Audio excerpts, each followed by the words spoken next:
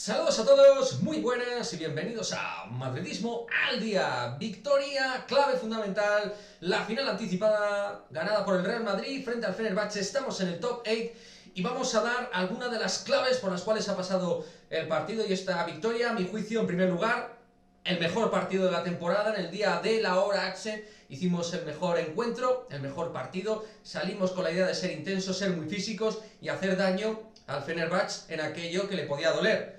Yendo ya con esas claves, con esos elementos característicos por los cuales hemos ganado, ¿qué decir? Que frente al equipo que peor rebotea tienes que ser el equipo más contundente del mundo e intentarle quitar todos los rebotes, ganar los tuyos, jugar muy bien por encima del aro. Eso el Madrid lo ha tenido claro, con los pick and rolls, no estaba Jan Vesely para intimidar por ahí, hemos sido muy eficaces en ese juego y reboteando, peleando los rebotes, el rebote ofensivo, axioma fundamental frente al equipo que peor rebotea de la liga, que encima no tenía a su líder en muchísimos aspectos, pero entre otros, básicamente y sobre todo, en lo que tiene que ver con el juego por encima del aro y en los rebotes, entre otras cuestiones, como digo. No perder balones era otro axioma elemental y no se hizo durante los dos primeros cuartos. A partir del tercero se empezaron a perder bolas, pero en el momento que se empezó a marcar situación de ruptura de encuentro, el Madrid cuidó el balón, fue mejor que nunca en ese sentido. Es verdad que no conseguía tantas canastas fáciles, algunas de ellas al filo de la posesión, pero es que con ese acierto te da exactamente igual si luego en defensa estás con esa actividad de cuerpo, esa actividad de sobriedad a la hora de poner pues toda la carne en el asador para que no te quiten nada dentro de tu zona.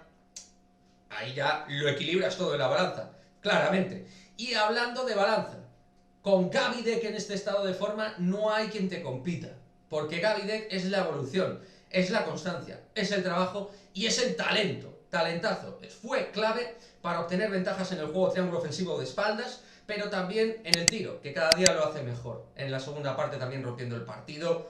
Deck es el baremo, muchos hablan de que Taylor es el baremo. Creo que Taylor es un elemento más para jugar, defender, dar solidez en ese juego, sobre todo defensivo, pero Gavi Deck en ataque es primordial, en defensa también, en el rebote y en el carácter competitivo. Y ahora mismo es uno de los tres líderes, a mi juicio, sin lugar a dudas, de este equipo.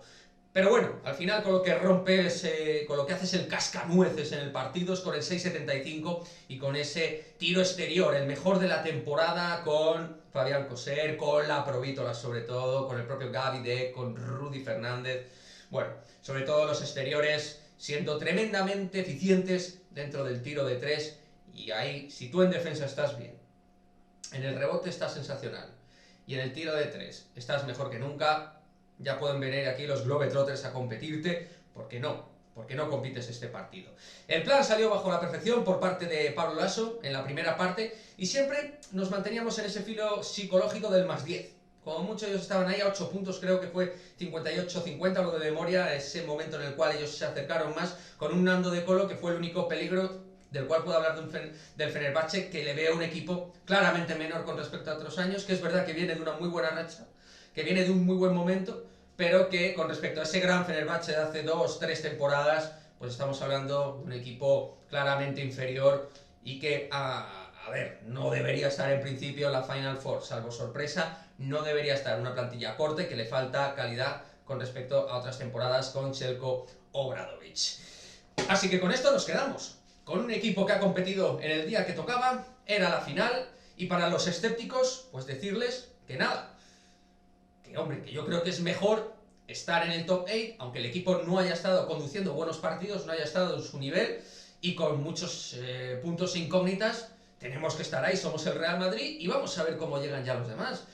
Si te toca un Chesca, que no está Mike James, un Armani Milán, creo que se le puede ganar. Contra el Barça lo vamos a tener más difícil, por supuesto.